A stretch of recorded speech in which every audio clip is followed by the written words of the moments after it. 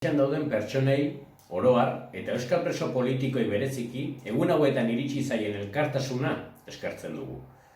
Une zaila hauetan, balio erantsia duen elkartasuna.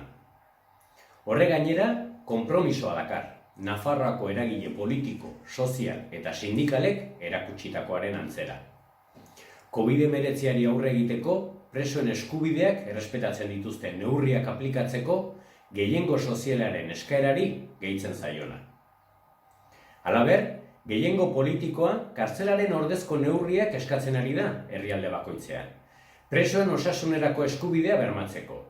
Era berean, adinagatik edo gaixotasunagatik zaurgarriak direnen, kondena 3 laurdenak beteta dituztenen, edo baldintzapeko askatasunerako baldintzak betentze dituzten, euskal presoen askapena aldarrikatzen duen nazioarteko 100 lider eta adituei eskerrak eman nahi dizkiegu.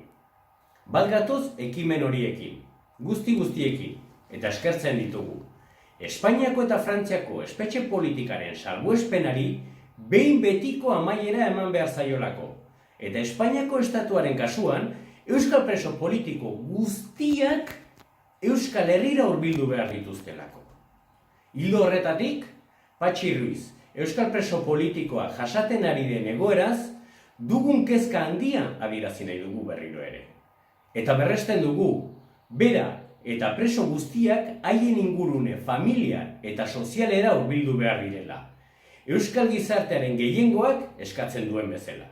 Ezinbestekoa delako, bizikedetzarako eta konponbiderako, urratsak ematen jarraitzeko, etxean eta bizirik nahi ditu.